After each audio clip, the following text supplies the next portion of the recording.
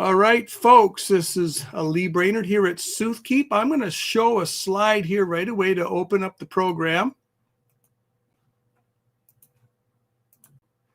And here we have Soothkeep live stream. I've given you my website, soothkeep.info. Soothkeep is my Twitter handle. You can find me on Facebook under Soothkeep, and you can find my books on Amazon under Lee Brainerd. At any rate, if you can hear me and if you've got good video, please do give me a thumbs up. Now, tonight we are going to only have one point of housekeeping, and that's that we're going to scrap the use of all caps for questions. Apparently, YouTube doesn't like the practice. I think they think that it's the equivalent of hollering or yelling or hate speech, and they've happened to delete some of the questions that you guys have put up. So after the moderators and I've talked about it, we decided we're just going to skip that practice. Just type your questions in regular typing mode. Now, I want to get excited tonight myself before we get going on the signs of the times.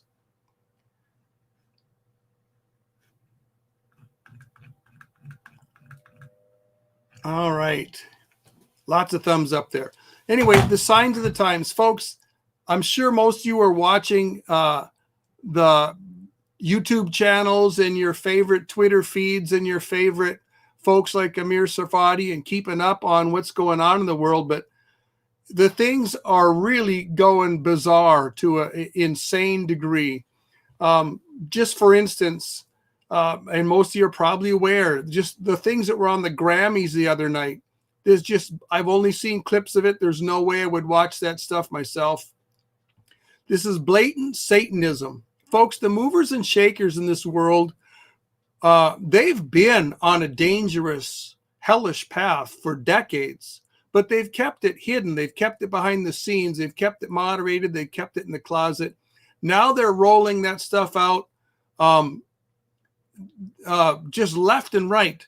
They're flying their true colors. They're throwing it in our face. They're no longer trying to hide their agenda. It's everywhere, folks, and this is only going to get worse. I think that we are right now, what we're seeing is this kind of hellish iniquity reaching critical mass. There's nothing we can do to stop the chain reaction. I think this kind of stuff is evidence that we are really we're no longer having Sodom and Gomorrah on the future, folks. We are in Sodom and Gomorrah. We're no longer seeing, as it was in the days of Noah, on the horizon somewhere, folks. We are in it. And right now we're in this stuff at least knee deep, and it's racing towards waist deep. And folks, before this stuff goes over our head, the Lord's going to take us out of this world. And I am so excited about that. But if you can look at this kind of stuff and you can't see that we are in the era of, as like it was in the days of Sodom and like it was in the days of Noah, if you can't see that, if you can't see that we're going back to Babel at the speed of greased lightning, folks, I hate to be so blunt, but you're just blind. And may God help us to use the gospel and use the prophetic teaching of the Bible to open the eyes of our family and friends around us. The harvest is still white, folks. Don't give up on the harvest. The harvest is still white. One other thing I want to talk about before we get rolling here, and that's that you're looking at the plans about these digital IDs that are being rolled out by the World Economic Forum and by the countries that are in cahoots with them.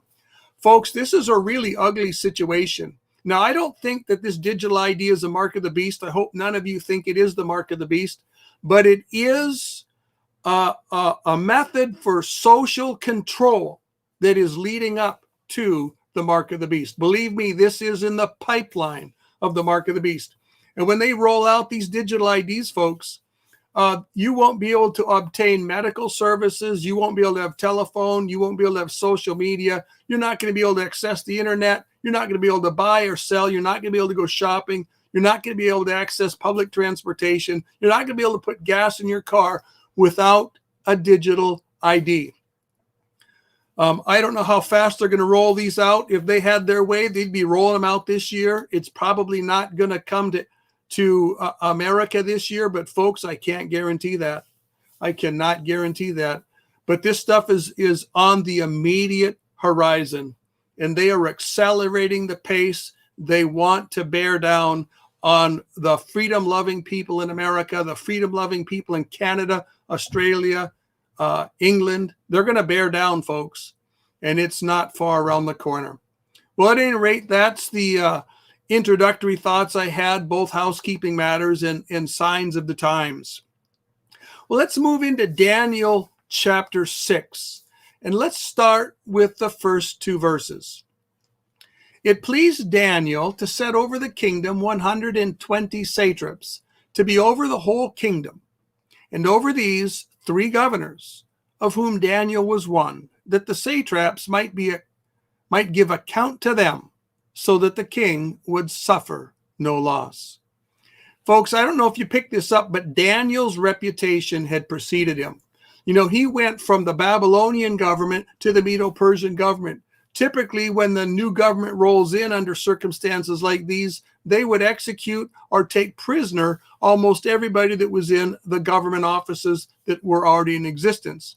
But Daniel already had a reputation as an honest man, as a trustworthy man. I'm no doubt there were people in the Medo-Persian government that had interacted with him on the past when Daniel was in their land on business and political endeavors, or when those officials were in Babylon for political and economic endeavors. But at any rate, these people knew who Daniel was. At least some of the officials did.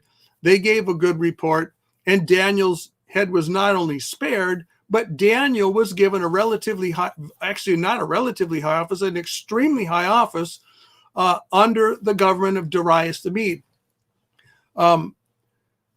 We see a similar thing that happened with Jeremiah in Jeremiah chapters 39 and 40 when the Babylonians, under the leadership of Nebuchadnezzar, sacked Jerusalem, and they took Jeremiah captive, and he was given preferential treatment. Now, he wasn't given any great political office, but he was given preferential treatment because they knew him and trusted him, and they figured he would be more of an asset than a liability. And that's what the Persians here, and the Medes and Persians, thought about Daniel. He was a tremendous asset, and there was no way that they were going to give him up. Now, at first, Daniel was merely one of 3 governors. So, you know, if there was 120 satraps, and there was 3 governors, apparently each of these governors were over 40 people, and then each of these governors reported to the king. So Daniel was an extremely high position. There was 2 people that were his peers, and they all 3 were immediately answerable to the king. Now, there was the reason that they'd set up these 120 satrapies and the 3 governors over them was so that the king would suffer no loss. Now, really what's going on here, this phrase, suffer no loss, what it means is that the king didn't want anything important to fall through the cracks. We all know that that happens regularly in government if you don't have solid people doing the jobs that need to get done. Things easily get lost in a bureaucracy. And probably the most important consideration of all the things they did not want to fall through the cracks was the income, the taxes, and the revenues that were going to be collected.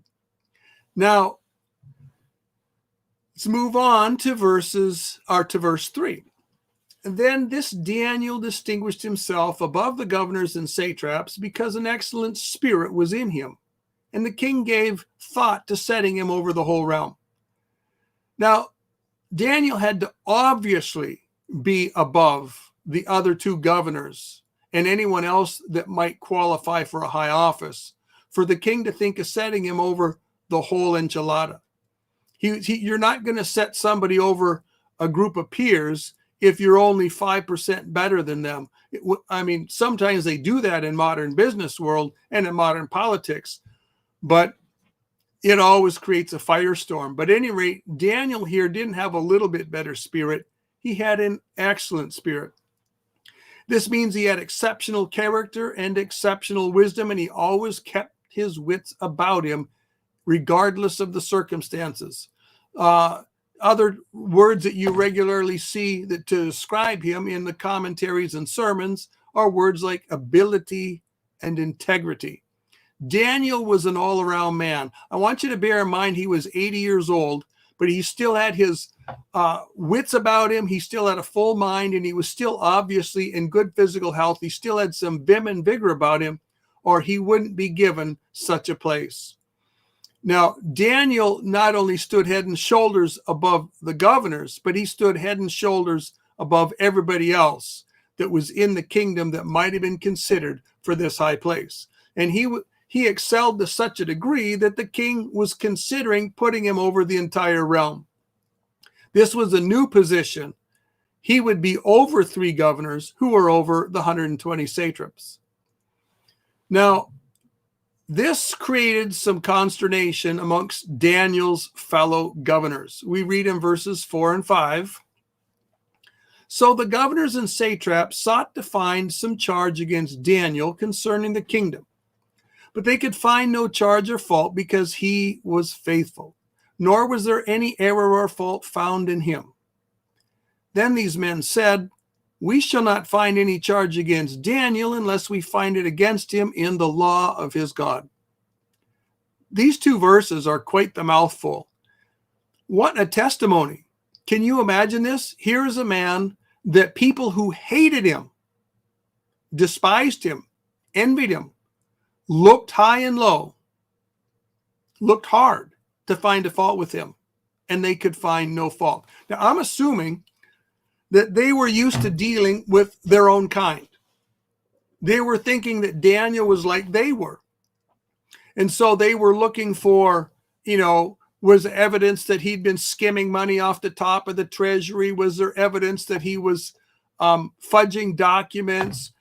Was there evidence that he was guilty of nepotism? Was there evidence that he was taking bribes and charging bribes? Well, they couldn't find anything. Believe me, if they had been something they could have found, they would have found it. But Daniel had been walking with God for decades, and it changed him. And folks, if you walk with God in a serious manner, taking his word to heart, taking his promises to heart, and submitting to his word and his Holy Spirit, you too will be changed. And if you walk with the Lord for decades, you are going to manifest the kind of character that Daniel manifested. May the Lord help us all to walk blamelessly before this world like Daniel did. Now, I want to point out too here the dangers of envy. Envy is one of the most evil fires that you can let burn in your heart. If you have envy in your heart, you are going to want to destroy people, and you may destroy them, but you're also going to destroy yourself. And when people have envy against Christian leaders and against Christian people, they're going to use those believers' moral convictions against them. Just for example, we're looking at what they were doing in Daniel's day. They had a law passed that said you can't pray to anyone except the king. This was tantamount to saying that for the next 30 days, King Darius is the only God in the universe. You can't pray to any other God. And there's no way that Daniel was going to submit to that. But we have numerous stumbling blocks of laws that are being passed on the state level, the federal level, the provincial level, the dominion level in different parts of the world. For instance, you might get in trouble because you believe that marriage is between one man and one woman. And if the government passes a law that says talking against their version of marriage is a hate crime, then that law can be turned against you. If someone hears you talking about different social or environmental issues, and you claim that, well, you know what, I just don't believe that cow farts are really hurting the environment. Well, the day is coming when you could be fined for expressing an opinion like that. You could have people attacking you and turning you over to the government for a reason like that. It's getting so bad, folks, that they're turning against meat and dairy in the New World Order agenda. This is just tragic. I mean, the Bible presents to those who are to enter the kingdom a land flowing with milk and honey. This is not a dairy-free environment. This is not a vegan environment. This is an environment that meat eaters and dairy users are going to appreciate. And of course, if you're a true vegan, you won't even touch honey. And honey is one of the chief blessings that God has given man. But at any rate, people are going to take and pass laws that they're going to use to make believers lawbreakers, just like they made laws to make Daniel a lawbreaker. Be prepared in your heart, folks. There's no guarantee we're not going to see some of this before the rapture. Now, I'd love to see the rapture happen this year. I'd love to see it happen tomorrow. But folks, we know there's a rapture window that's a little longer than we'd like it to be. And we see trouble coming at us, and we might see more of this trouble than we care to see. But that's just the way it is, folks. As I saw someone comment here, and I think the spirit of that prayer is true. We pray the rapture is going to be soon, but we prepare for it to be a little bit down the road yet. And folks, that really is the right attitude to have. At any rate, folks, before this whole version of perversion gets rolling in America at a depth that's over our heads, and in Canada where it's over the heads of the Canadians, we're going to be out of here. The Lord's not going to let it get that deep on the believers, because when it gets that deep, we're really into the tribulation level stuff. Well, let's move into verses 6 through 8. So these governors and satraps thronged before the king and said thus to him, King Darius, live forever.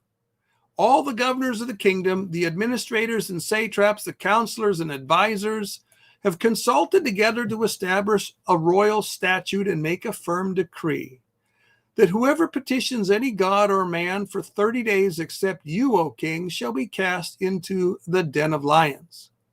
Now, O king, establish the decree and sign the writing, so that it cannot be changed according to the law of the Medes and Persians, which does not alter. Wow, what a situation, folks. I want you to notice, though, if you haven't already figured this out, that these men were not concerned about the king's glory. They were concerned about their own envy. They were exploiting the king. They weren't honoring him. And they were flattering one man's pride to destroy another man's life. Folks, envy is a destructive fire. Just like in a dry season, fires can destroy hundreds of thousands of acres, even millions of acres in an arid land like California. So envy is a fire that can rage in your heart and destroy things in your heart and destroy relationships, destroy churches, destroy men of God, destroy ministries. Folks, do not let envy ruin you and ruin things around you. Treat envy like the devil it is. When you see envy rising up in your hearts, you need to rebuke the evil one, and you need to rebuke yourself. Now, every law has a purpose.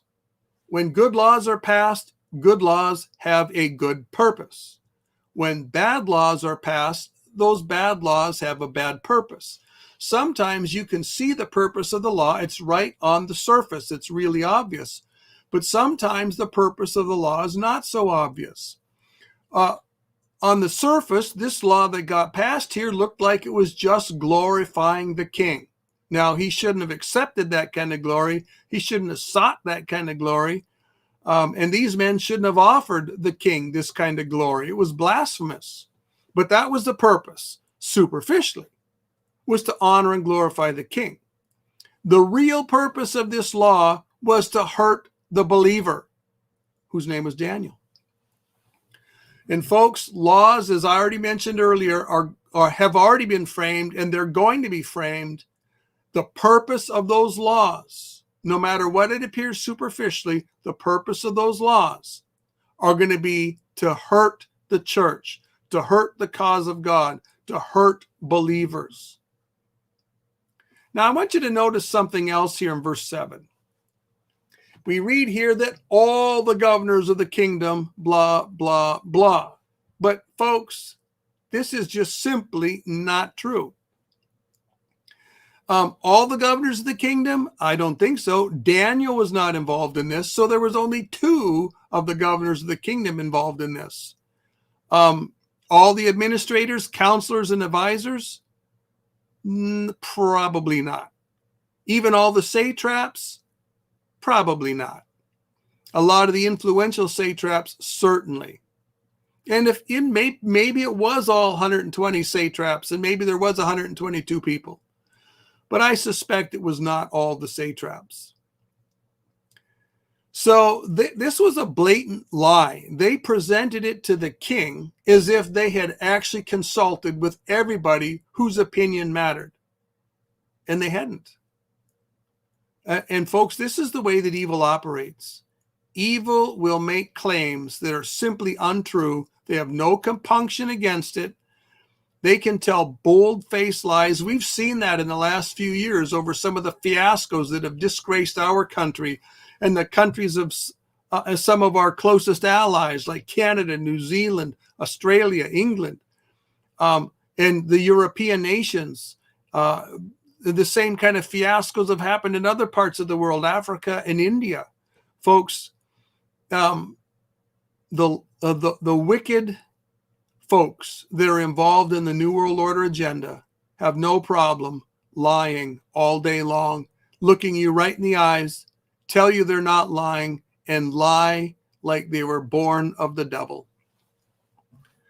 Now, the truth is, I suspect that most of the lower level politicians didn't have a dog in this fight. They really couldn't care who was over them. They know that they were never going to climb that high in the ladder, and they didn't really care that much who was there. But at least many of the satraps, and certainly the other 2 governors, and some of the satraps that were probably fit to be governors, were insanely jealous. It was the satraps and the governors whose pride was wounded. And, I touched on this already about envy, but folks, don't let your pride get wounded.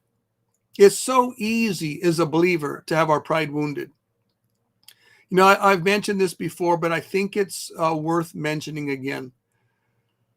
I will go to battle for the primary doctrines of the faith, for the fundamental doctrines of the faith, whenever necessary. I'm not going to have any remorse over it. I'm not going to have any regrets over it unless I have a mean spirit about it. And I will go to battle for the fundamental doctrines of dispensationalism, a literal millennium, a literal tribulation, a literal pre-tribulation rapture. These things, I'm not going to ever feel ashamed for going to battle over these things and let the chips fall where they will. But we do have to be careful. There's so many secondary points that good men in dispensationalism disagree on. And we just have to learn to get along with each other on these points and just not make an issue out of it. If someone disagrees with us on a secondary point, folks, don't get bent out of shape. Don't let it wound your pride. Wounded pride and envy are just 2 fires you do not want burning in your heart. Now, let's get back to envy here. These guys, these government officials, told a bold-faced lie. I want to point out that envy will lead to lies, and pride will lead to lies. Here we're dealing with the envy primarily. And folks, if you sleep with iniquity in your heart, iniquity like envy, she will give birth to children. Make no bones about it. And soon your heart and your life will be filled with the brood of sins. This is a very dangerous thing. Pride does the same thing. You might think you're doing very well, walking close to the Lord and having a great degree of victory in your life, Little pride comes in. You're starting to be proud of your success and proud of your holiness and proud of your wisdom and knowledge and proud of whatever open doors the Lord's given you. And next thing you know, boom, the fire of pride's raging in your heart. If you sleep with that pride, that iniquity in your heart, I mean, in other words, you're actually having a consensual relationship with your pride. That's what I'm talking about. Or with your envy. That will give birth to other sins. You can't stop that process from happening. So folks, please, please, please guard your hearts. Guard your hearts from pride and guard your hearts from envy. They will destroy you and they'll destroy people around you. At any rate, we see a diabolical plan here. These guys were in the cahoots. They came up with a plan and they convinced the king with flattery to pass a law that couldn't be broken because the laws of the Medes and Persians can't be broken. And the purpose of this law was to frame a trap for Daniel. Can you imagine this? People going to this length to get rid of one godly man. Get him out of their way. You know, I have another question I'd like to ask folks. Why would anyone go along with a plan like this? If you had 1/2 ounce of common sense, if you had 1/4 ounce of spirituality, how could you go along with such a plan? I don't see how anyone could. Why would you trust people that are going to lie and use treachery against somebody else? As soon as this campaign is finished, how do you know they're not going to turn against you? You know, if you're in a pack of wolves or a pack of dogs, this is a dog eat dog, a wolf eat wolf world. And you might have a group of dogs gang up on another dog or a group of wolves gang up on another wolf and chase him off. A wolf that was a challenge to the leader of the pack or a dog that was a challenge to a leader of the pack. But then if you ever start rising up, then you're a target. So folks, don't go along with these kind of shenanigans. Just walk away and keep your hands clean. You can't trust people that will intentionally hurt somebody else. They're going to aim their cannons at you sooner or later. Now, sometimes people wonder what's going on here with the laws of the Medes and the Persians. This was just a completely different form of government.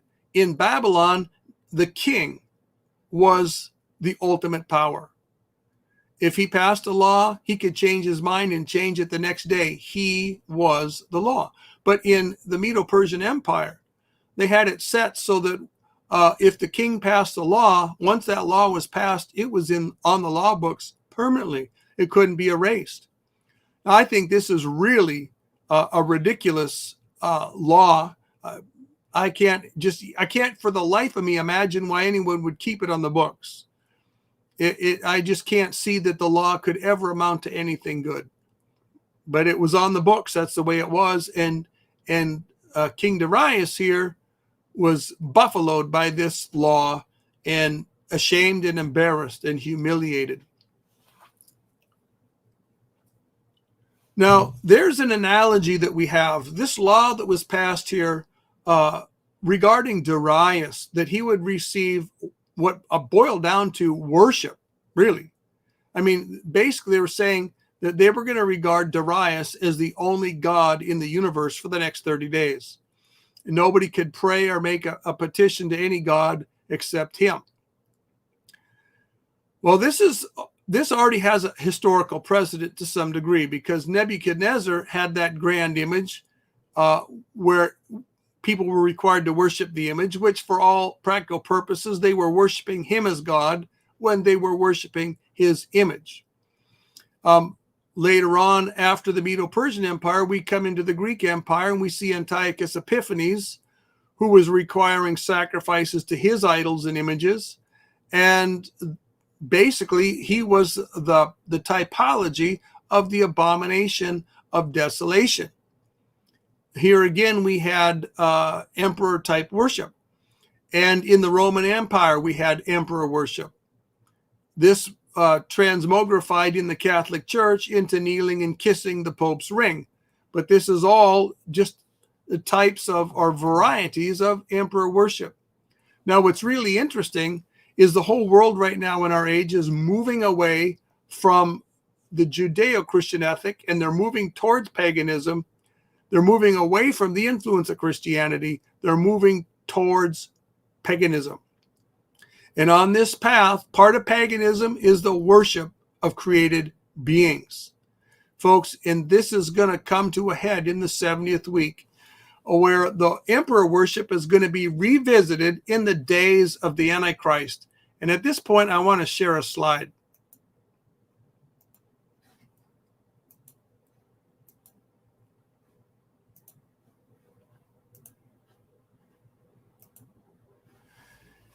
Second Thessalonians 2, 3, and 4 says, "Let no one deceive you by any means, for that day will not come unless the falling away come first, and the man of sin is revealed, the son of perdition, who opposes and exalts himself above all that is called God or that is worshipped, so that he sits as God in the temple of God, showing himself that he is God." Now, the one thing that I would change in your typical English translation here is when he's declaring himself God, he's not declaring that he is the almighty, infinite, eternal creator. He doesn't believe in him, and he doesn't want anyone to believe in such a God. He hates that God. He's just declaring himself to be a little g God, likely the first human being to reach ascended master status, at least the first one since the Tower of Babel era. And he's going to have received all these powers from the ascended master that he works, which is Satan himself. Of course, they have to go down the ascended master path because they can't ignore the fact that there really is a God in heaven and they hate him. And they're going to go to war against him. Now, in verse 9, King Darius signs the written decree. We read, "Therefore, King Darius signed the written decree." Folks, this was a death warrant for all practical purposes. If things were going to follow the normal course of human politics and the normal course of human iniquity, Daniel was a dead man. He was as good as dead. Remember, not even the king can alter this law. There was no way for Daniel to be rescued from the clutches of the law. But God is not limited or hindered by man's laws, man's power, man's decisions. He can't be framed by God like a king can. He can't be manipulated by man. Look, I think I might have misstated that. God cannot be framed by man or by other people like the king could. And God can't be manipulated by people like the king could.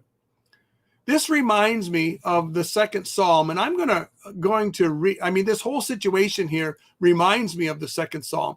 And let me go ahead and read this passage to you too.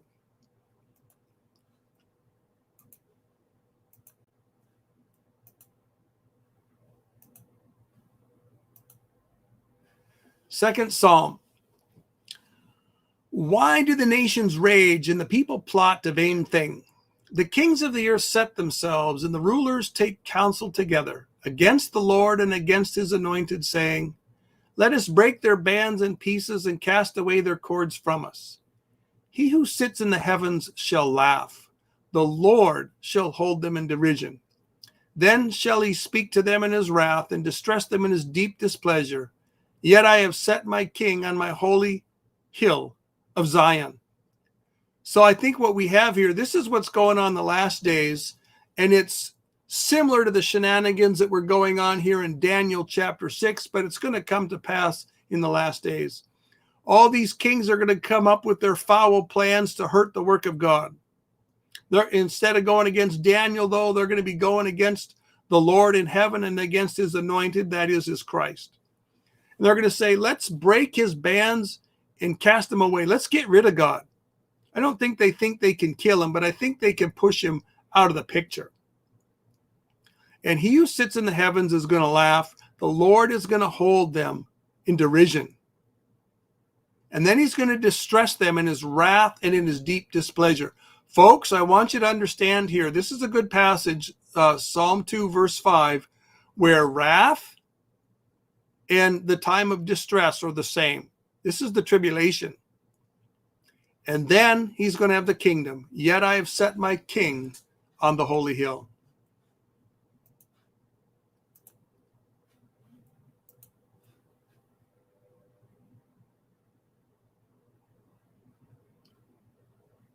Okay, I just got a question forwarded to me on what commentaries do I use. Folks, for a very basic commentary, excuse me, I had a cough here. My throat's been on the edge of raw for like 2 months. And if I get excited, I talk a little too loud. So you guys got to pray for me that I can keep that Pentecostal fire inside of me at bay, because otherwise I get too wound up and I start preaching like I'm a fire-breathing Baptist or a fire-breathing Pentecostal, and then my throat gets raw. But at any rate, I like Gabeline's commentary on Daniel. I have another commentary that I like a whole lot, which let me pull it up here.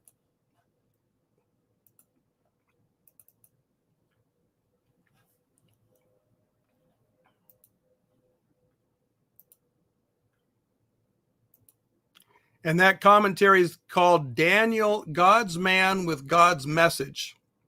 It's Paul Benware, Benware. I really like Paul Benware's commentaries.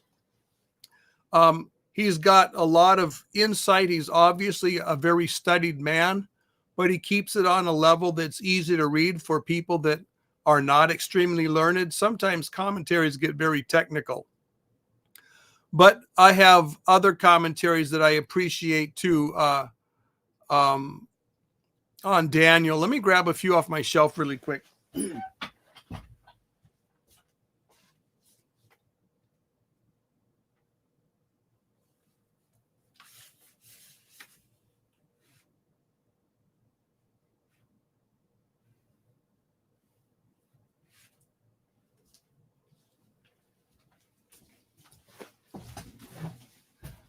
I just took a really quick peek, folks, and some of my favorite commentaries on the shelf were like Walvard on Daniel is really good. I've got a couple other commentaries that are in series. One of them is the New Testament commentary series. Oh, the name. It's, Word Biblical Commentary. The word biblical commentary, and then the New Testament critical commentary. I actually have probably 20 commentaries back there that I've ended up using quite a bit. But the two that I mentioned first are the ones I use the most, because I'm most concerned not about all the technical points. I'm mostly concerned about getting across the spiritual lessons that are going to be learned, because when we come into spiritual battles, folks, we're not typically going to find a lot of help from some really nifty insight into the Hebrew or the Syriac or something from the Septuagint. We're going to find a lot of our best help from just spiritual insights on how to fight the spiritual battles, things against pride, against envy, against sin, how to stand in the day of evil when the government is passing laws that are going to frame us as criminals and we're really innocent in the matter. So anyway, that's where I try to go with the commentaries. Excuse me.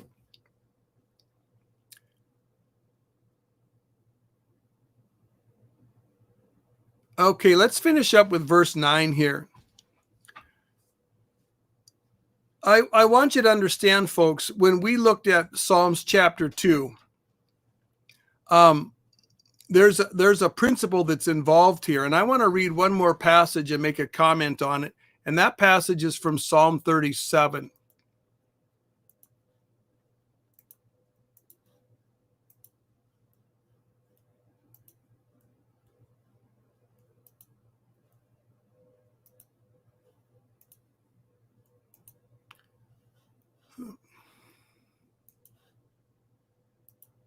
Well, sorry about that. I guess I didn't make a slide. I thought I did. I'll just read this one.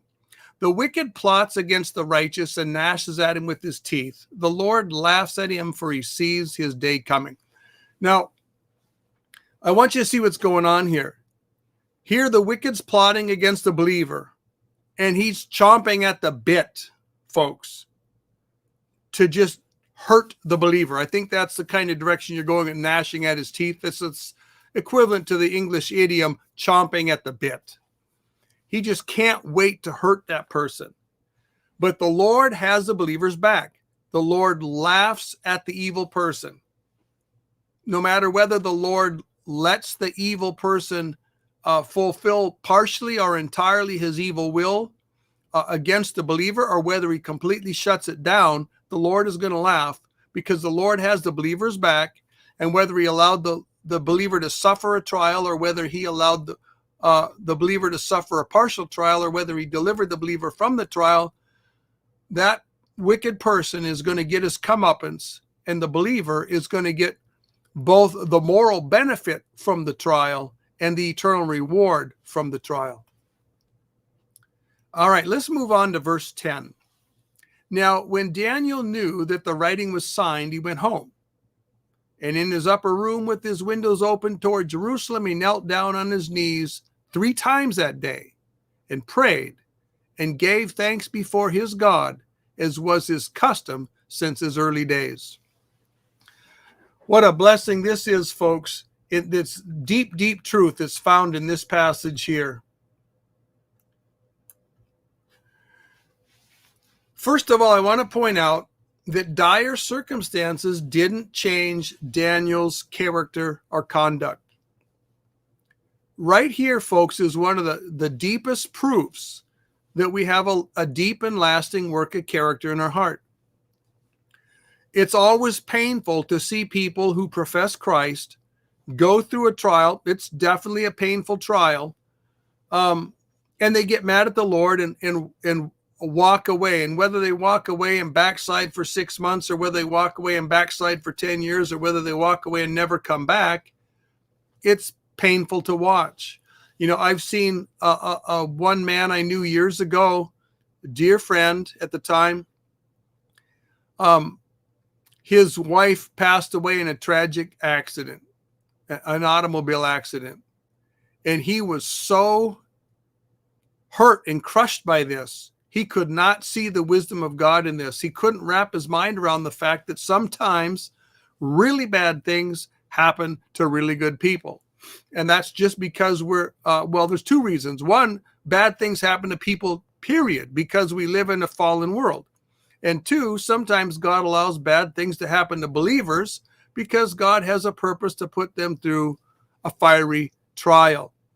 You know, folks, it might be the reason you're in the trial you are in today is because next week or next year, there's somebody that God wants you to encourage. And if you find encouragement from the Lord in your trial, instead of letting the trial break you and crush you, then you're able to offer that encouragement to somebody else. It might also be that the Lord has allowed you to go through tremendously deep waters, so that in the day of judgment, every time someone stands up and accuses God of saying, God, you did this to me and you did that to me and you're so mean and you hate me. Nobody could love you when you do stuff like that to them. And the Lord's going to nod at you and you're going to stand up and give your testimony. That the Lord did the same or worse to you. Or maybe I should say the Lord allowed the same or worse to you. Sometimes we really can't really know for certain what exactly is the procedures behind the trial. We just know that we're going through the trial.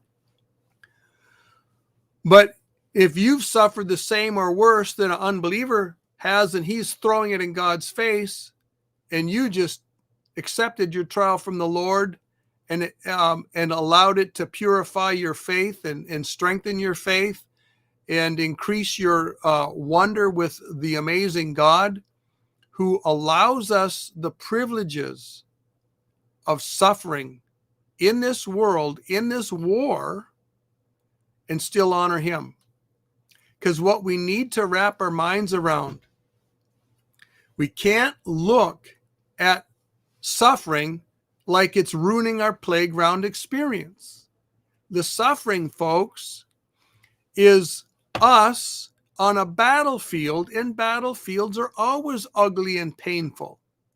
They always have suffering and wounds and scars and sorrows and tears and mud and slime and grime. It's ugly on the battlefield. And if we can be on the battlefield and recognize who the allies are and who the enemy are, and the only way to know that's through the Bible, and we honor God in that whole situation, folks, that is the truest and purest form of worship on the planet. That's the heart of real worship, folks. Not fun singing and not fun music. Not even reading good books, as good as that can be. Not even praising the Lord when you're in a happy moment. It's honoring God as God on the battlefield in ugly circumstances that's the truest and purest worship of the living God. At any rate, let's get back to the message at hand. Got on a little rabbit trail there. My mind has just been taken up lately a lot with spiritual warfare and with what worship is and how to deal with trials and what perspective we should have on trials. Now, at any rate, these dire circumstances didn't change Daniel's character or conduct. They left him exactly the same. He, just like he'd been doing for decades, and he's about 80 years old now, and he's probably been in the land for around 65 years, maybe a little longer. And for all those years, he prayed 3 times a day towards Jerusalem. Folks, character is forged in adversity, and it's demonstrated in adversity. And Daniel's character was forged in the trials of his youth. When you're a young believer, whether you're young merely in your number of years that you've been a believer, or whether you're young on top of that is just as a young human being, walk closely and diligently with the Lord in those times, and let the Lord form your character while you're young. Because the character that you form as a young believer is the character that you're going to have for the rest of your life. Sow an act, reap a habit. Sow a habit, reap a character. Sow a character, reap a destiny. Now, Daniel's trial started as a young man as he watched the Babylonian invasion unfold. Can you imagine what it was like to see the hundreds of thousands of enemy soldiers swarming the land, surrounding Jerusalem? And then you have the famine that always is involved in a siege like that. And you're running short on food and running short on water. And the city is finally taken. And then to watch, it'd just be an ugly situation. But he pondered the word of God during this time. He pondered the promises God had made and the threats that God had made. And he pondered the judgments and the blessings. And he realized what God's mind in the matter was, both for the nation and for himself as an individual.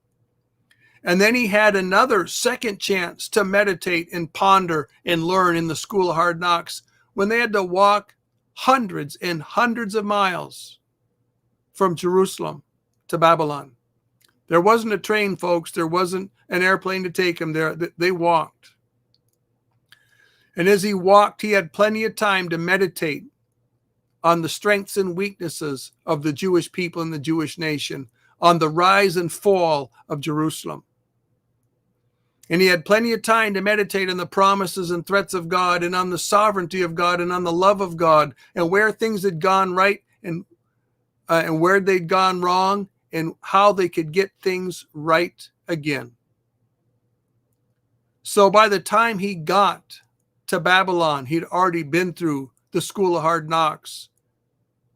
And now he had that whole school of hard knocks that he learned the hard way in his early years in the government position. Now, when Daniel went up to his window and prayed 3 times that day like he always did. I want you to understand this was not making a political statement.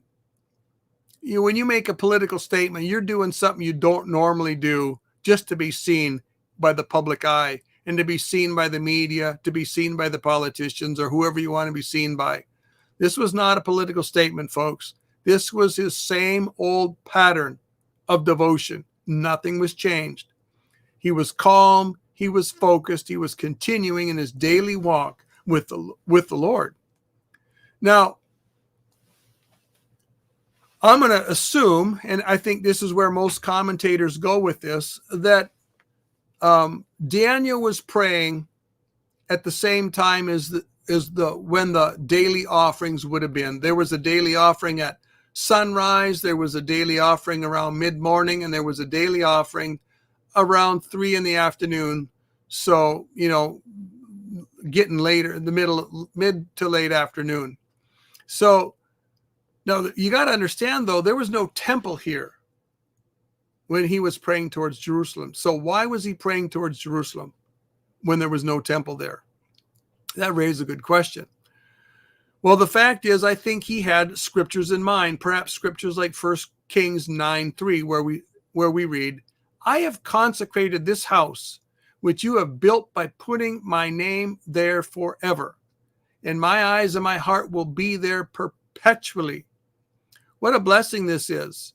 Even though God had allowed the temple to be destroyed, he'd put his name on the temple, and he'd owned that hilltop.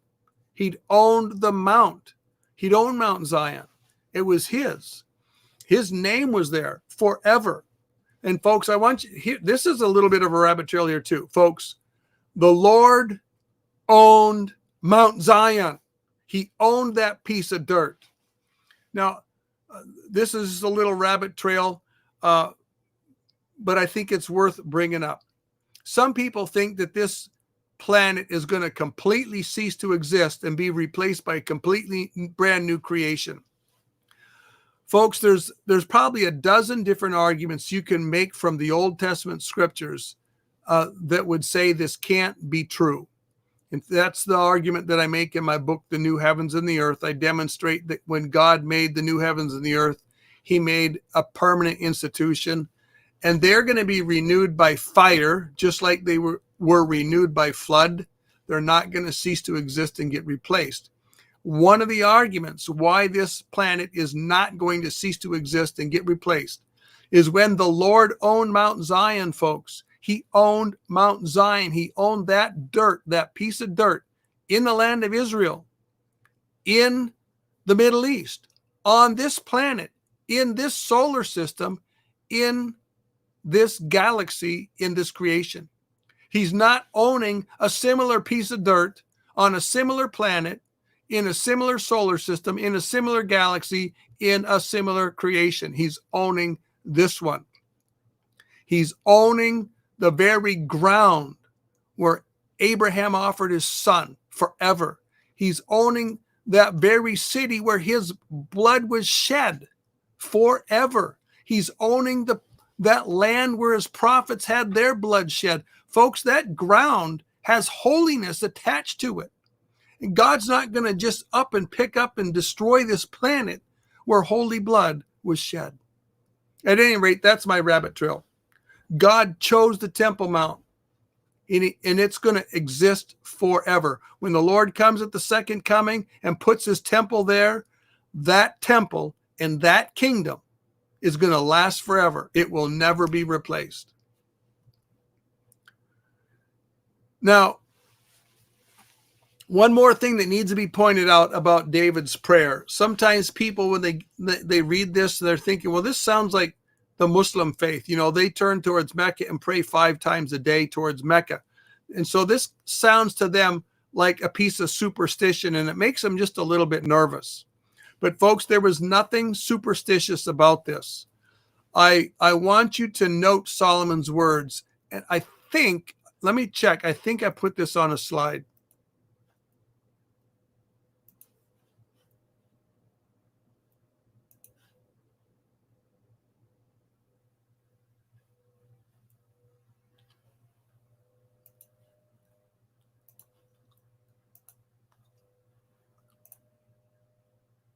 Yes, here we go. 1 Kings chapter 8, verses 47 through 49.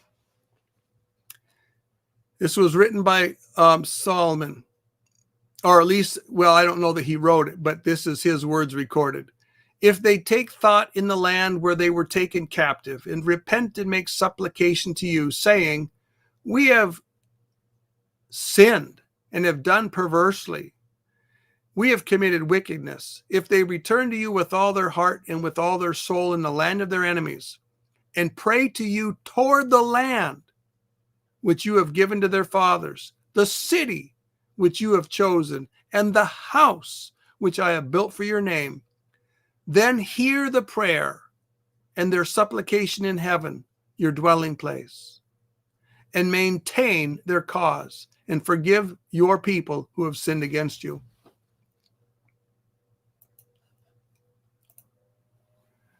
When I first read that passage, that's what opened my eyes to what was really going on here with Daniel's prayer. Daniel was a spiritual man. Spiritual men submit to the scriptures. Spiritual men follow the scriptures. Spiritual men are going to follow the scriptures no matter what. I'm not sure why my chat doesn't keep rolling up by itself. Every once in a while I look over in my chat, I'm like a mile behind and it's not keeping up with me. So I don't know what's going on there.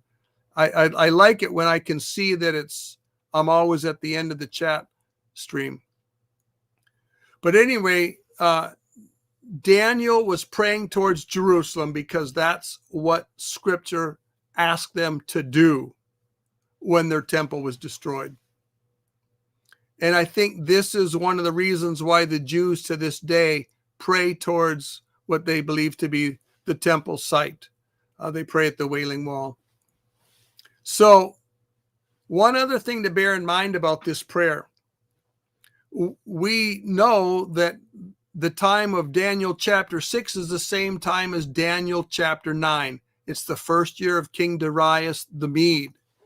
And so when you think about the contents of Daniel chapter 9, Daniel had been reading in the book of Jeremiah that the 70 years of desolations were almost done, and he was seeking the Lord in prayer and fasting for Jerusalem.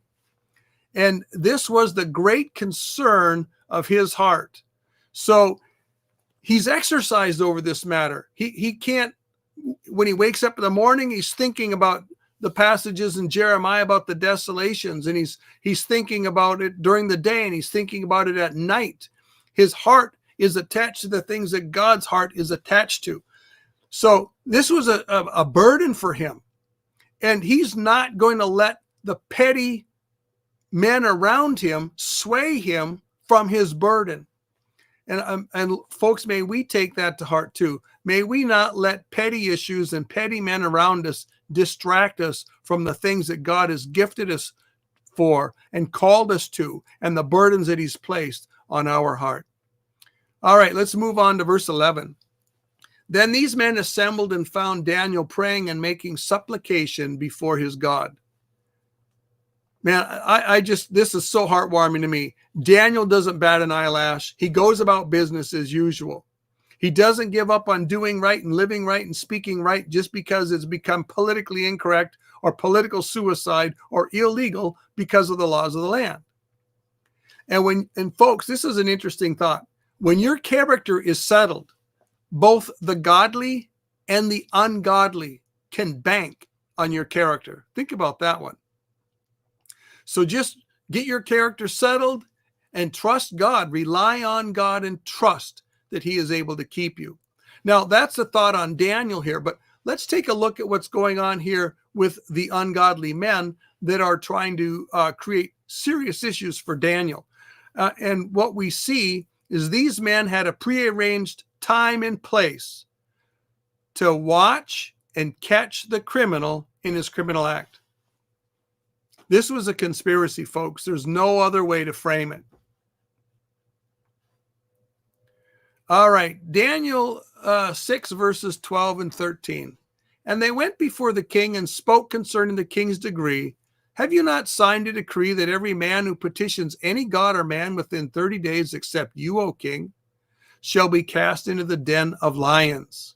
The king answered and said, the thing is true, according to the law of the Medes and Persians, which does not alter. So they answered and said before the king, that Daniel, who is one of the captives from Judah, does not show due regard for you, O king, or for the decree that you have signed, but makes his petition 3 times a day. I want to point out several things here. First of all, when they come up to the king and they say, "O king," and they address him like that, this is not a genuine honoring the king. If you're going to trap somebody, you're not honoring him. And they were trapping the king. They didn't really honor this king. They were exploiting the king for the sake of destroying Daniel. And then notice that they reminded the king once again that the law of the Medes and the Persians does not change. They were rubbing salt in the wound. And once they had reminded the king and put that salt in the wound, then they pointed the finger at Daniel. Because Daniel, just like they knew he would, continued his habit of prayer. And as soon as the king heard the word Daniel come out of their mouth, his heart skipped a beat. I just can imagine the pain and the sorrow that came upon him at that point in time. He instantly saw the scam and he regretted it, and he regretted not seeing it sooner. But now he was caught between a rock and a hard place. He was in a similar place to where Herod was when his stepdaughter danced for him, and he offered her anything she wanted, and she wanted John the Baptist's head on a platter. Now he was caught between a rock and a hard place, and here we have the king caught between a rock and a hard place. Verse 14, and the king, when he heard these words, was greatly displeased with himself and set his heart on Daniel to deliver him. And he labored till the going down of the sun to deliver him. I want you to notice he was greatly displeased with himself. He wasn't displeased. I mean, he probably had displeasure with a lot of other people here, but his greatest displeasure was with himself. I can imagine him thinking or saying to himself, oh, I can't believe I did that. That was the dumbest thing I've ever done in my life. That was the stupidest thing I've ever done in my life. And I want you to notice, too, that once he realized his mistake, there was no indifference. He didn't just say, oh, well, mistakes happen. He set his heart on delivering Daniel. He did everything in his power to deliver Daniel. He ransacked the law books. He picked the brains of his scholars and his confidants and his experts. And there was nothing that could be done. The law of the land was the law of the land. So he found himself in a situation where he could not extricate himself from the situation, and he had to leave it in the Lord's hands. Folks, there are going to be times in your life when you make a really stupid decision. And when it's all said and done, the smoke clears, you're going to bury your head in your hands, and you're going to groan, you might cry, and you're going to say, oh, that was the dumbest thing I've ever done. I can't believe I was that stupid. I knew better than that, or I should have known better than that. And you're going to do everything in your power to fix the problem, and there's nothing you can do to fix it. Nothing. At least nothing that's right. And when you come to that point, now you just have to trust God to fix the situation as best as he intends to fix it, and just to trust him. Now, we do have an obligation to fix things that we've broken. But there are times when we can't fix the things we've broken, and the fix is just not in our hands. So I like to say, work as if everything depended on you, and trust and pray as if everything depended on God. Because the fact of the matter is, the Great Commission we've been given does depend on you. Depends entirely on you. But the Great Commission that we've been given also depends entirely on God. You take God out of the picture and our efforts are nothing. You take us out of the picture, well then God's going to have to find a different way to do the gospel, because he gave the gospel into the hands of man. That's our commission. At any rate, man's obligation and responsibilities and God's obligations and responsibilities are both true. Just like Jesus Christ is 100% man and 100% God, he's not a 50-50 mix. And so are our obligations for the gospel, for discipleship, and for teaching. It's 100% man and 100% God. It's not a 50-50 mix. Verse 15. Then these men approached the king and said to the king, "Know, O king, that it is the law of the Medes and Persians that no decree or statute which the king establishes may be changed." Here again, once again, these guys got to come to the king, rub his nose in the issue, and remind him, you can't change the law, you can't fix it, you can't alter what's going down. And so now it's showtime. Is the king going to obey the law or defy the law? Verse 16. So the king gave the command, and they brought Daniel and cast him into the den of lions. But the king spoke, saying to Daniel, "Your God, whom you serve continually, he will deliver you." Well, the king had to submit to the law, but I bet he did so with his heart in his throat. I bet he did so loathing himself, and he was angry with the guys that forced his hand. And I could just see the king fighting the anger, fighting the tears, fighting the urge to throw up, angry with self, angry with the satraps and governors, angry with the situation, angry with the law of the Medes and the Persians that can't be changed. He knew what was going to happen. He knew those lions were kept hungry so that when somebody was thrown down there for punishment, those lions were hungry. And he had seen what happens to men when cast into the lion's den and the lions were hungry. He knew what would happen to Daniel, and yet he hoped, he trusted that Daniel's God would deliver him. I'm assuming that he was familiar with the stories he'd heard about Daniel's past deliverances. And I'm assuming that others had told them. Maybe he'd heard them from Daniel. And I also suspect that he knew now at this point that Daniel had been delivered for envy. At any rate, the king had a ray of hope. He had a ray of hope that Daniel's God was going to deliver him. And he even told this to Daniel. He said, God is going to deliver you. Now, there's another application that we can make here, folks, for ourselves. If we find ourselves thrown into the midst of an awful trial, we just have to trust the Lord. We can trust that the same Lord that delivered the three men out of the fiery furnace, that delivered Daniel from the den of lions, the same God is on the throne. He's still alive in heaven. His scale of deliverance in the church age doesn't always exactly parallel his scale of deliverance in the times of Israel in the Old Testament and in the tribulation. But they can't say there's no correlation at all, folks, because anyone that's been walking with the Lord has seen some amazing deliverances over the past few decades. I've seen a few myself. I've seen things that have to be explained only as a miracle, and I'm sure many of you have seen the same thing. We serve a God who does not change. We serve a God who's still on the throne. We serve a God who can and does work miracles. And he was trusting Daniel's God in this circumstance, or at least hoping very strongly that Daniel's God was going to come through. And we can trust when we get thrown into our circumstances that God is going to preserve us.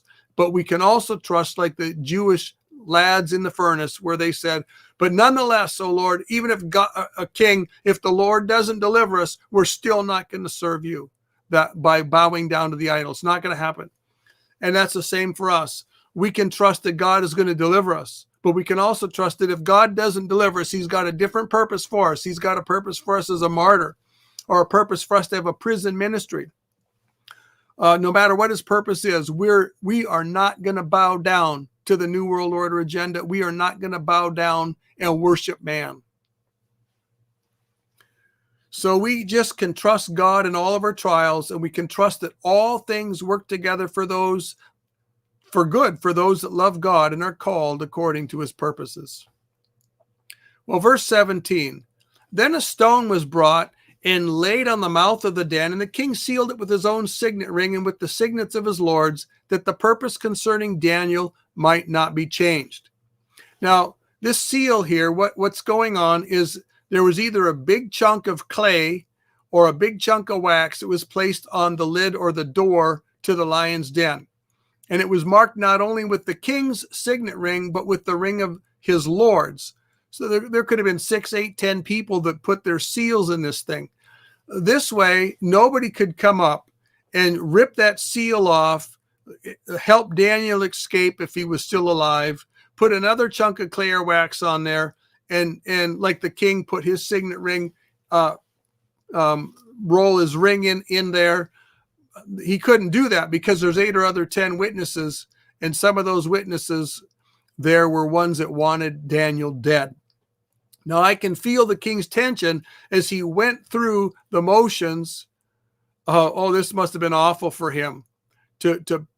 Daniel got thrown down there. They put the clay or the wax on there. He rolls his ring in it, and his heart is probably he's probably feeling like he could just die or crawl under a rock and die. But with all those clay seals in the clay or the wax, there's no way that this diabolical plan was going to be foiled by man. They hadn't taken God into consideration. Verse 18, now the king went to his palace and spent the night fasting, and no musicians were brought before him, and his sleep went from him. I don't know if you've ever been in this state. I've had a few times where I couldn't sleep or eat, where I was so grieved over a spiritual situation. And that's what the king was feeling. This kind of soul distress can go to an even deeper level where you're not only unable to sleep or eat, you can't even listen to music. I've had times where I was in such agony, I didn't want to hear a human voice. I didn't want to hear Christian music. I didn't want to hear anything. I just needed to be alone with God. And folks, learn a lesson here. When I have a restless night and I cannot sleep, whether I can't fall asleep or whether I wake up in the middle of the night and I can't go back to sleep, I've come to the point where I just assume that the Holy Spirit is trying to communicate unto me. There's something I need to pay attention to, and I start praying. And I start praying for people that come to mind, and eventually I'm going to light on the issue I'm supposed to be praying for, and I'm going to have a good prayer over that circumstance. And as soon as I pray, a peace will come over me, and I can roll my head over back in my pillow, and I can fall asleep in a minute or two. Maybe God doesn't work with you that way, but he does work with me that way on a fairly regular basis. Verses 19 and 20. Then the king arose very early in the morning and went in haste to the den of the lions. And when he came to the den, he cried out with a lamenting voice to Daniel. The king spoke, saying to Daniel, Daniel, servant of the living God, has your God, whom you serve continually, been able to deliver you from the lions? Now, I think there was a lament in his voice, both because he was maybe a little afraid that Daniel might not answer him, but I think he was also afraid that even if Daniel answered him, Daniel was probably not going to be happy with the king. But at any rate, the king went to this, well, it was for all practical purposes, it was a tomb, right? But it was literally the lion's den. And he went there at the earliest possible moment with his heart in his throat to find out whether he had killed Daniel or whether Daniel had delivered him. And here's another interesting observation on human psychology and just the way humans are wired. When we get excited or agitated about something, we can't do anything else. We have to do that thing. We get up early. We go to bed late. We are focused. We are a man on a mission. We are a woman on a mission, right? Well, that's what happened here. This king was so focused on this issue that is the earliest crack of dawn, he was up and bolting for the lion's den. And when he went there, I'm sure that he took with him a number of trusted witnesses so that they could witness what's going on. And on top of that, there was a guard. I don't know how many soldiers would have been there, but there would have been soldiers guarding the mouth of the lion's den. Now, verses 21 and 22, we read, Then Daniel answered the king, O king, live forever. My God sent his angel and shut the lions' mouths so that they have not hurt me, because I was found innocent before him, and also, O king, I have done no wrong to you. God sent his angel. This was likely the angel of the Lord. In other words, Jesus himself, just like the fourth man in the furnace was the pre-incarnate Son of the God.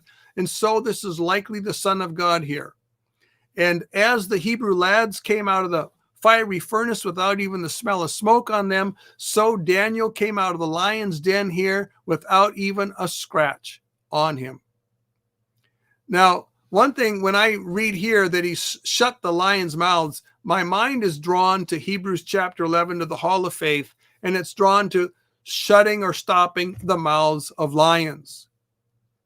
What an amazing thing that this here ended up in the New Testament is a demonstration of faith. Now, what's interesting here, folks, let me take a little rabbit trail on faith. Faith leads to answered prayer. Faith leads to great things happening in your life and through you for the work of the Lord. Faith sees amazing answers to prayer. Faith can see a lot of stuff happen that won't otherwise happen. But I want you to understand here, you don't want to get your pride wrapped up in your faith, because this isn't your great faith that's getting stuff done and seeing things happen and getting answers to prayer. This is your weak, frail faith clinging to the almighty, all-loving, all-gracious, all-giving God. In other words, as it's often said, this is your little faith in a great big God. And if you don't understand that that's how faith works, you're going to create a lot of headaches for yourself, because you're going to go down the wrong path trying to get your prayers answered and trying to see God working through you in a big way. You don't need to strengthen your faith as far as something that you're trying to strengthen, something that's in your own flesh. The way that you strengthen your faith is in God's method is by spending time in the Word and by spending time in prayer, drawing close to God and having His Word and His Spirit increase your understanding of how almighty God is and how gracious God Almighty is and how big He is and how giving He is and how loving He is and how gracious He is and how big His plans are.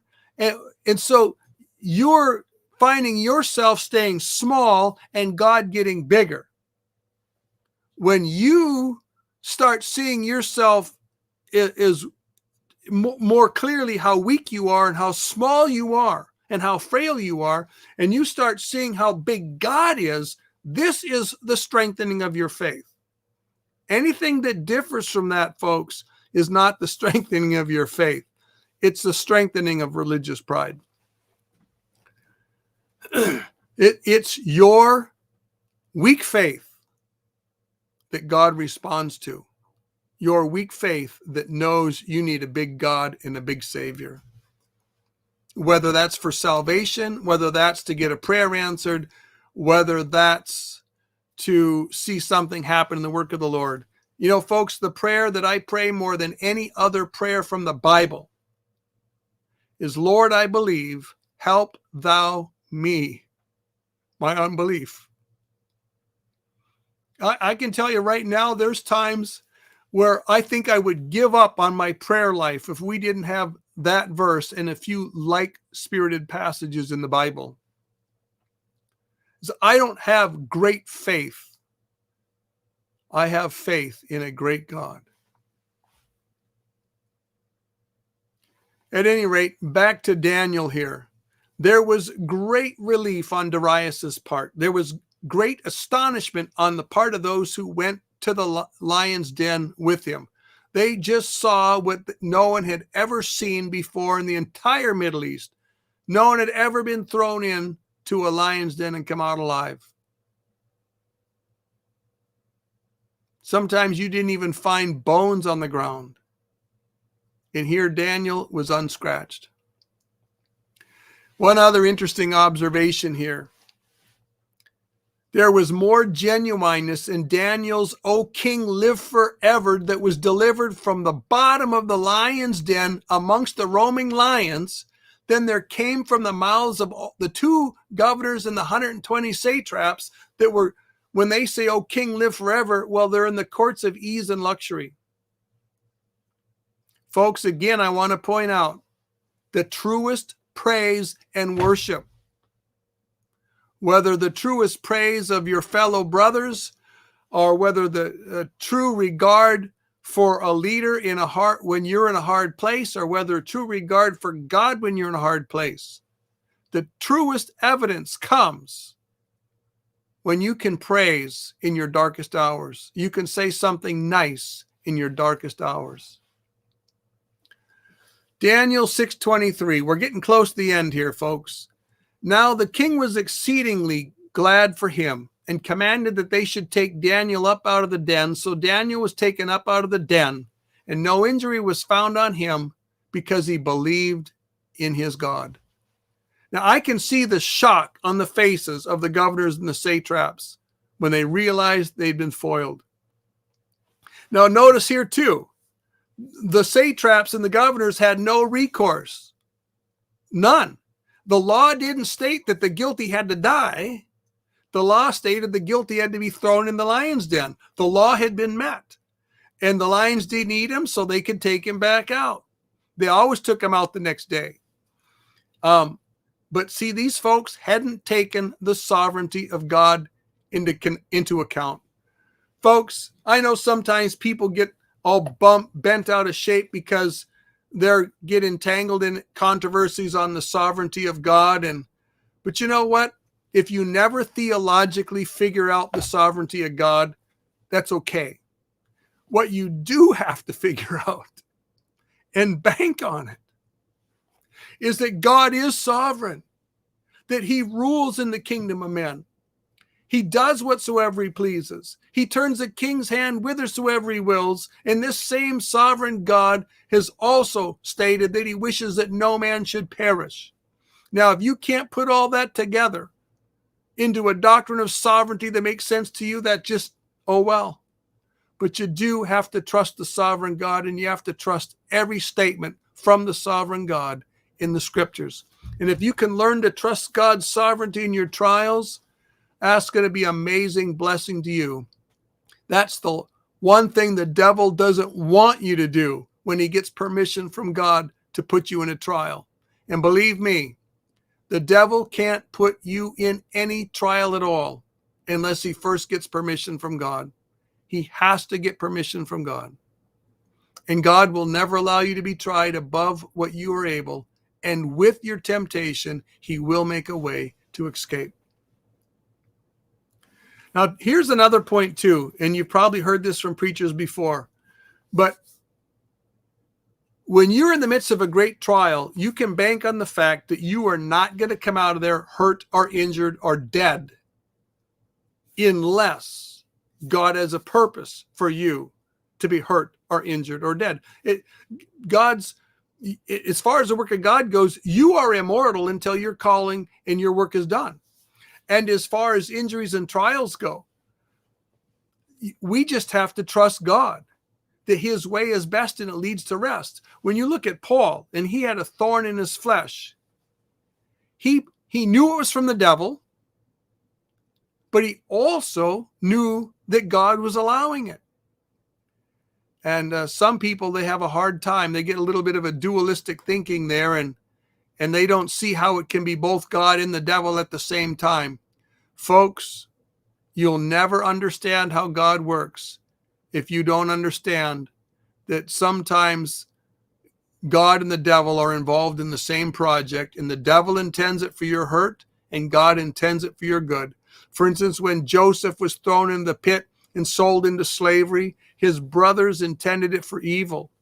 And God intended that very same trial to lead to Joseph's increase in faith and to his place in Egypt so that he could deliver his people.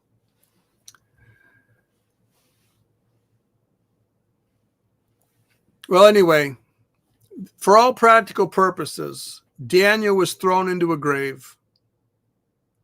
And you can be thrown into situations where you're going to feel like if you're dead, or you might as well be dead. But God is going to raise you up, unless it's his purpose to promote you to glory and use you for his things. Or he's going to deliver you from the trial in a different way than you ever anticipated. But he has his purposes, and you just have to trust him. Now, I already went through my thoughts on faith, so I won't go through them again here. Here's another interesting picture. Here, this deliverance here of Daniel, in my mind, foreshadows the deliverance of the Jewish remnant for not giving divine honors to the Antichrist. That's going to happen in the future in the tribulation. Those that are not going to worship the Antichrist are going to face a death threat.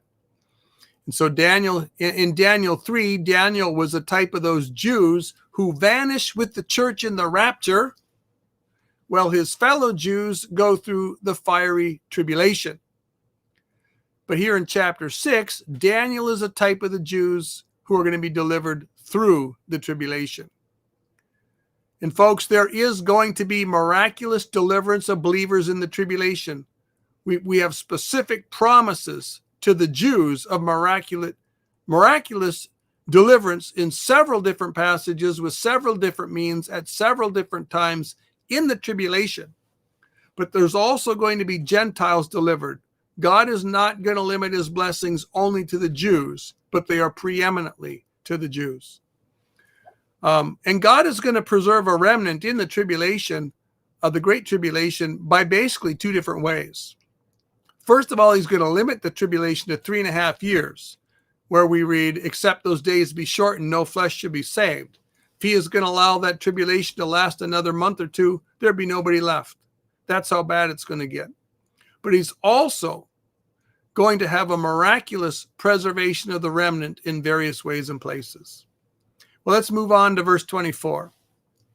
And the king gave the command, and they brought those men that had accused Daniel, and they cast them into the den of lions, them, their children, and their wives. And the lions overpowered them and broke all their bones in pieces before they ever came to the bottom of the den. Now, it's not uncommon to hear in the sermons or read in the books of liberals who don't believe the Bible is the word of God. And they'll say, well, really the way to understand Daniel, I mean, if this thing really happened, you know, those lions were just all fattened up. They've been eating gazelles and zebras and whatever else they were throwing in there. And of course, there was no room left in their belly. They weren't hungry. Nonsense. Daniel got taken out, and these people got thrown in, and they all were crunched up before they hit the ground. The lions caught him in the air in their mouths. These lions were starved to death. The lions' mouths were not stopped because their bellies were full. The lions' mouths were stopped because Jesus was in the lion's den with Daniel. Now, I don't know if this was all 122 men and their families. I suspect it was a few dozen at least. But however many it was, none of them hit the floor. They ended up in the bellies of those lions. Here's an interesting observation, folks. Envy often brings more harm to those carrying the grudge than it does to those who feel the spite of the grudge. I'm going to say that again. Envy often brings more harm to those carrying the grudge or nursing the grudge than those who feel the spite of the grudge. Folks, don't let other people's grudges against you distract you or bother you. And don't let a grudge arise in your heart against a brother. It's so easy in the work of the Lord to get offended. It's so easy in your families to get offended. It's so easy with your friends to get offended. Folks, learn to have this gentle, forgiving spirit of the Lord who walked with his 12 disciples, who all had known flaws. They struggled to get along with each other. They had character flaws, and the Lord graciously and patiently dealt with them all. And we need to have that spirit amongst ourselves. We need to be gracious with each other. We all have our flaws. We all have our shortcomings. And we don't want to nurse grudges against each other. You know, one of the hardest verses in the Bible to wrestle with and actually try and implement is in the Gospels, where we read that we're going to be forgiven to the degree that we forgive others. And I don't think that the Lord intends us to take this in a legal angle, but I think the spirit that's involved in this, folks, if you're really truly born again by the Holy Spirit and Jesus is in your heart and you're walking in the Spirit, you're going to be molded to have a character more and more like Jesus' loving, gracious character. And what does his gracious character do? His gracious character overlooks weaknesses and forgives sin. And he deals with people without holding grudges. He doesn't make mountains out of molehills. He makes molehills out of molehills. And he makes mountains out of mountains. And we need to have this spirit in us. We need to be as gracious with our brethren around us as the Lord is with our brethren around us. You know, it would be kind of embarrassing at the judgment seat of Christ to have the Lord look you in the eyes and say, well, bro, how come you weren't getting along with brother so-and-so? I got along with him famously. What was your problem? Man, I don't want to hear that. I want to hear not just on my doctrine, well done, thou good and faithful servant. I want to hear not only on my discernment, well done, thou good and faithful servant. I want to hear on my relationship with my Christian brethren around me, even ones hard to get along with. I want to hear, well done, thou good and faithful servant. And, you know, folks, if we can get as excited about this character aspect of being a disciple, get as excited about this as we are excited about good prophetic teaching and good sound doctrine, it will revolutionize our spiritual warfare. Folks, I think one of the biggest shortcomings we have in our churches, why our churches aren't on fire, why our Bible studies aren't on fire, why our little home fellowships aren't on fire, and why we're not growing and thriving, is we have these little character flaws that put wedges between us, and fellowship gets broken and hindered and hurt. At any rate, that's kind of a long-winded rabbit trail on that point. Let's move on.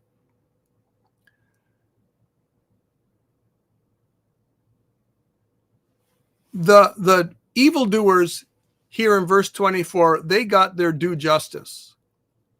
And folks, some evildoers that do evil against the church are going to receive their due justice in this lifetime.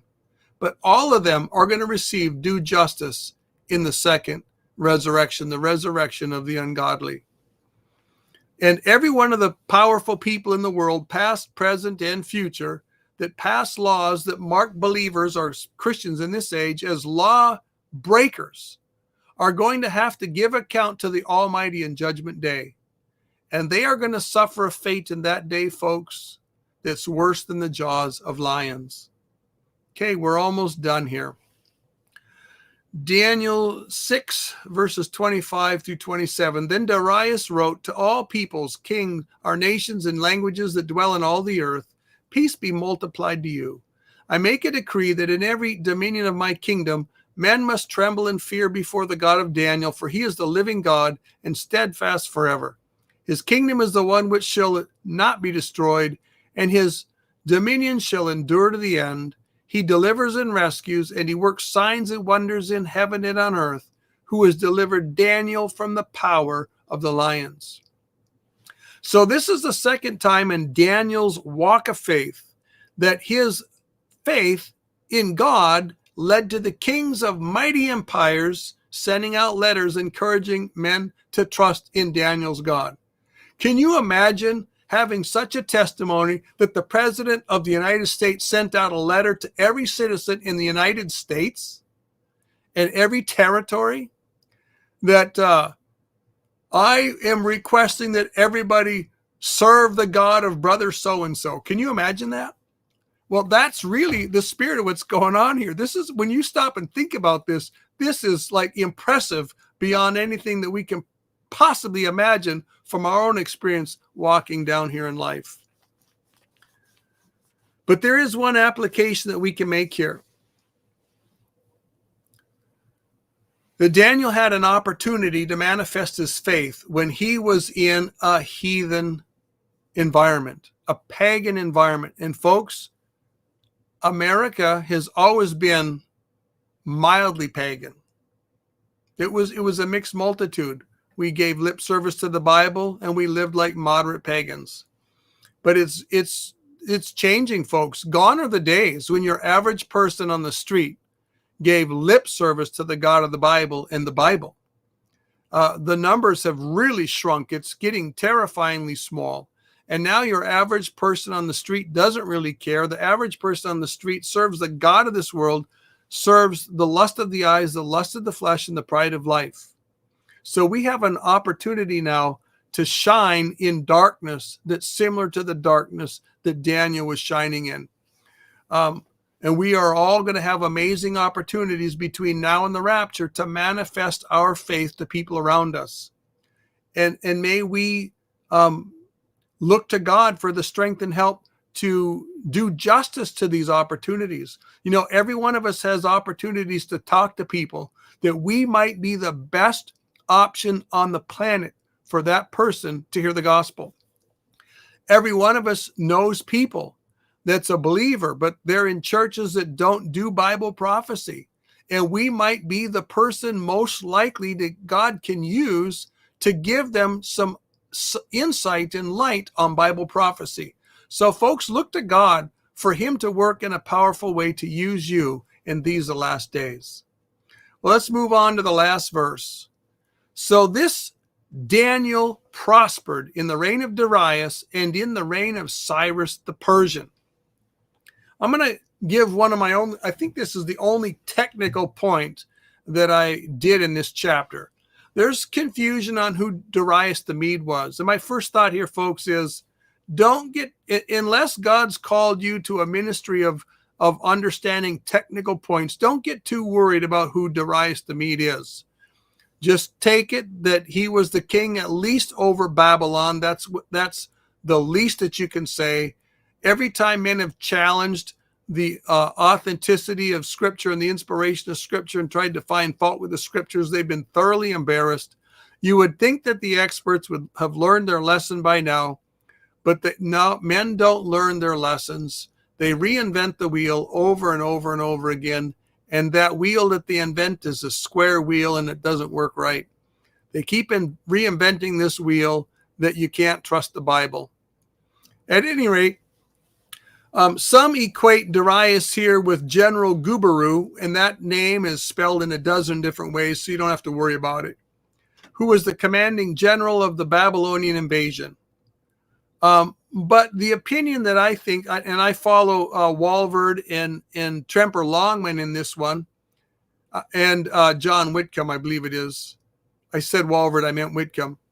That I think Darius was Darius the Mede, who was a descendant of Ahasuerus the Mede, and he was in the lineage of the royal family of the Medes, and he was made king not over the whole Persian Empire, but simply over the region or the realm of the Chaldeans. So he was a regional king. And so then the satraps under him and the governors under him were only over the land of the Chaldees or Babylon. Anyway, I said this was the view of John Whitcomb in his commentary and Tremper Longman in his, and I believe this view is correct.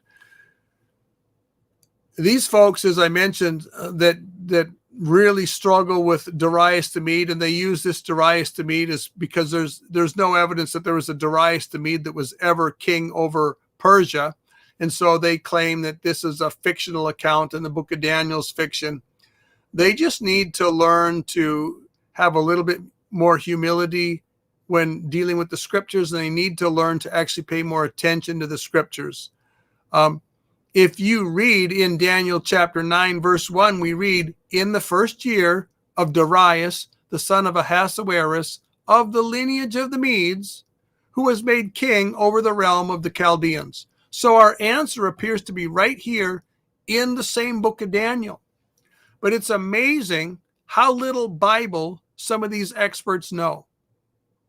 They just seem to be experts in gathering slanders against the Bible and they're not experts in actually gathering light from the Bible. And may that be our ambition. May we learn to look for the answers to all of our hard questions in the Bible. At any rate, I'm certain that the answer for who the true Darius the Mede really is, it's right before us with the Bible and the historical resources. And if we can't figure it out, it's because we're thrown off by our own presuppositions, including the presupposition of the scholars that Daniel can't be right. One last thought. This is a closing thought, folks.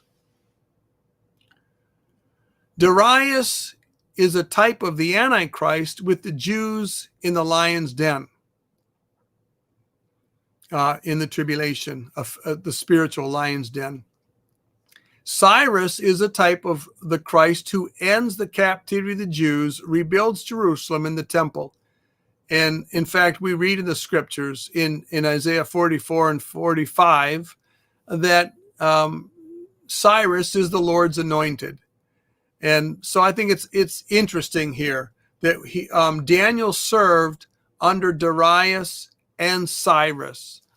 And so I think there's an implication here that there are going to be some Jews who are going to live through the time of the Antichrist and then live into the reign of the Messiah. Just like there was Daniel under Darius and then Cyrus. Well, at any rate, that's my closing thought. Let's move into our questions. I know that Jacqueline has sent me a whole bunch of questions, so let's get on with them. I'm going to move my questions over here. Okay. Oh, let's see. Am I okay? Oh, man, we got a ton of questions here.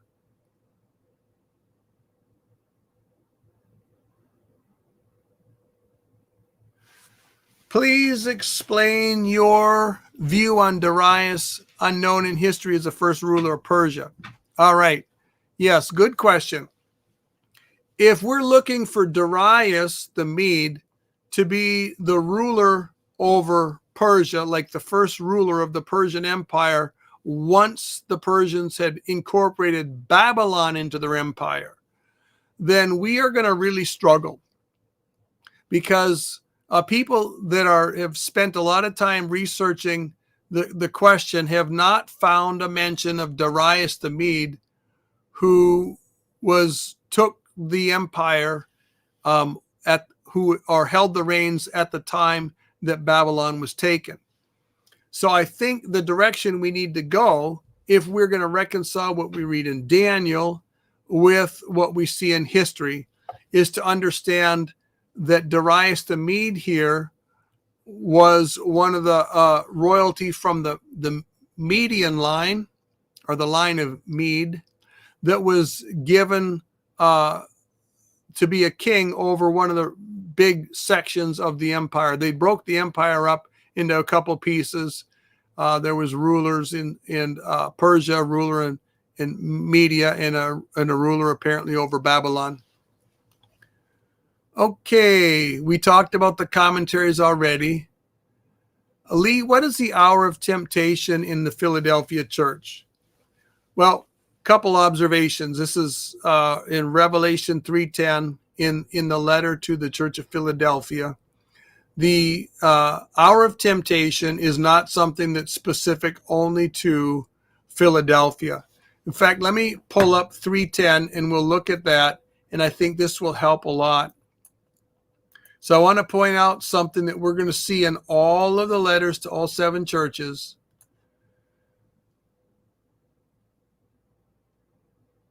Starting in verse 7 in Revelation chapter 3. To the angel of the church in Philadelphia write, these things says he who is holy, he who is true, he who has the key of David, he who opens and no one shuts, and shuts and no one opens. I know your works. See, I have set before you an open door, and no one can shut it, for you have a little strength, have kept my word, and have not denied my name. Indeed, I will make those of the synagogue of Satan who say they are Jews and are not, but lie. Indeed, I will make them come and worship before your feet, and to know that I have loved you.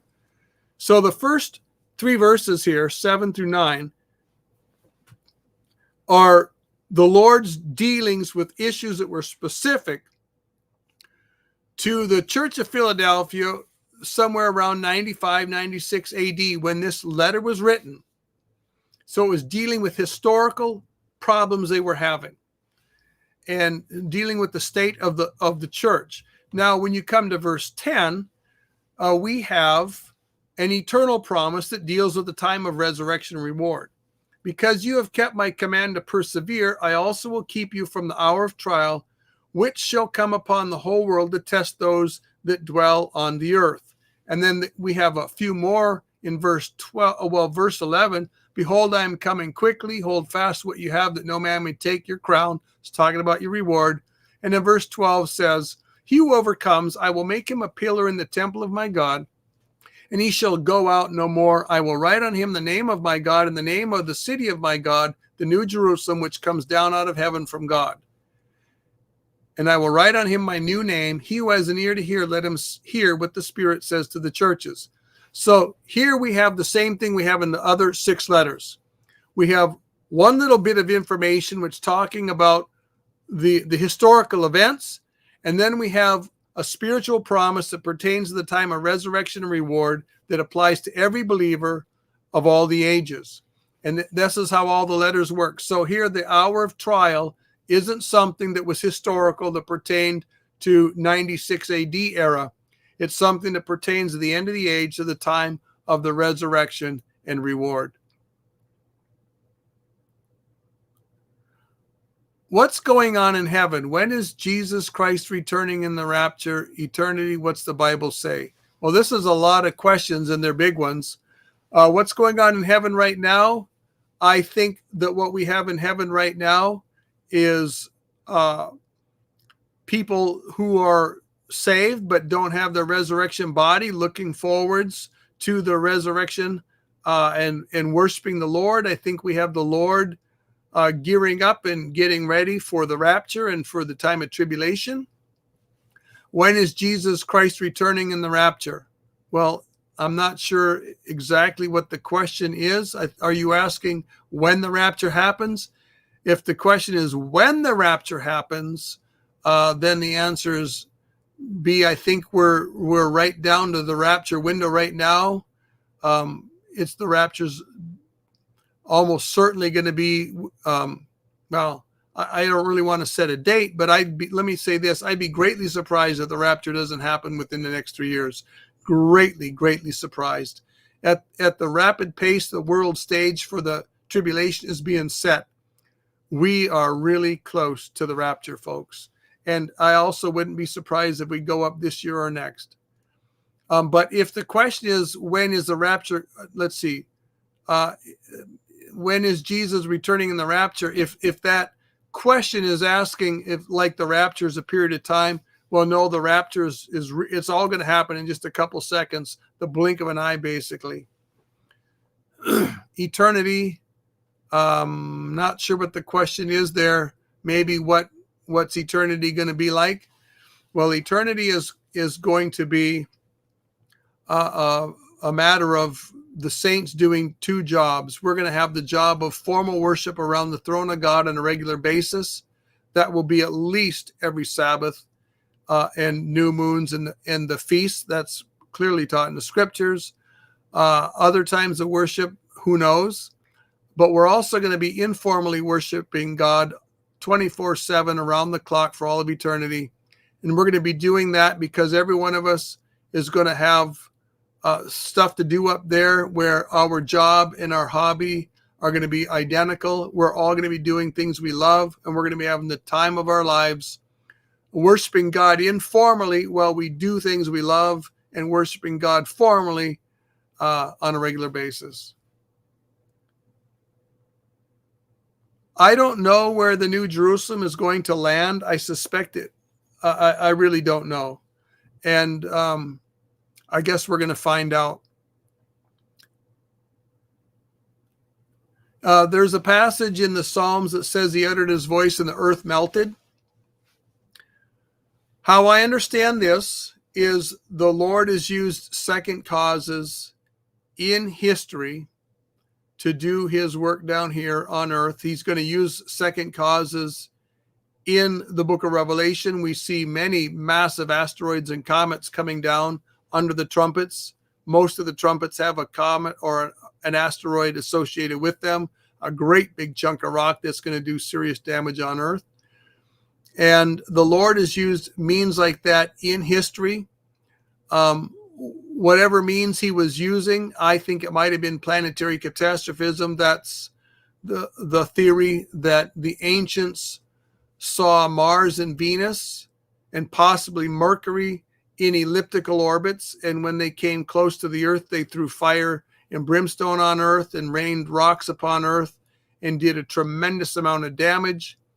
Many of the ancient cultures, both from the Middle East, the Greeks and the Romans, the Chinese, and many other ancient cultures, the Northern Europeans have traditions of worshiping the gods and having the gods being the planets and having the male god and the female god, in other words, Mars and Venus, making near passes of Earth on a regular basis. And like every 100 years or so, getting close enough to throw fire on Earth. And that's why they worship the planets. They were scared to death of them. That's why the Romans worship Mars as the god of war. And that's why Venus was worshipped as the two-faced witch. Sometimes she was the most beautiful woman in the stars. And sometimes she was a raging witch that did damage down here on earth. So I think it's in association with something like this that the earth would melt. David does say that he saw the mountains melting. If a planet made a near pass of earth, it would create crustal tidal waves in the surface of the earth, and create massive waves with the ground and not just with the sea. And it could make tidal waves hundreds of feet high, tsunamis in the ocean. It could cause volcanoes to erupt. It would cause massive earthquakes here on earth. And it could also create enough electromagnetic heat on different parts of the earth to actually melt the surface of the earth and cause it to slide. So there's a whole host of things that this could be. Was Jacob's ladder in the heavenly Jerusalem? I really don't know. I'm assuming whatever Jacob's ladder was is still in existence. I never thought of the question before. What Bible version is Lee using? Typically, I use a cross between the King James and the New King James, amended by my own understanding of the Greek and Hebrew.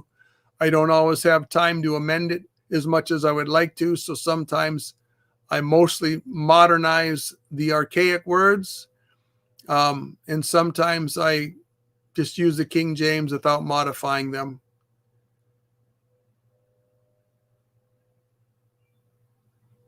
Do you think the children of unbelievers will go through Jacob's trouble? Personally, I do believe that only the children of believers are going to go to heaven in the rapture.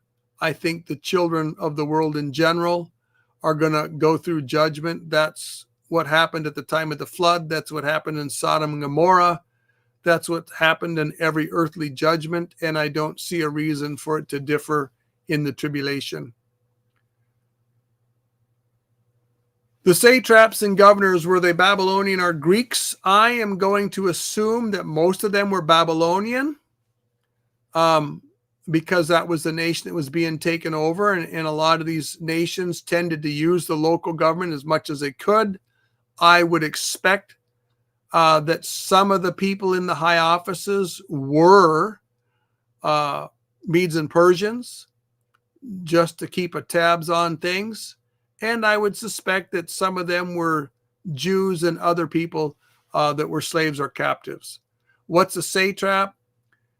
It's just a government office that's a high official. It's probably similar to somewhere between a county official and a state official. Is there a difference between the man of sin and the son of perdition? No, they're the exact same person. Is it more telling of how close the rapture is by watching Israel, not the United States? Probably. My favorite rapture signs are watching the development for the Gog and Magog invasion. Right now, we see Russia bogged down in Ukraine. Eventually, we're going to see Russia with some degree of victory in that part of the world and rounding up her allies and then heading south. And so for me, that Gog and Magog, that's going to happen shortly after the rapture. And I don't know whether it happens weeks, months, or a year after the rapture, but it happens shortly after the rapture. So Gog and Magog is for me one of the big things I keep my eyes on.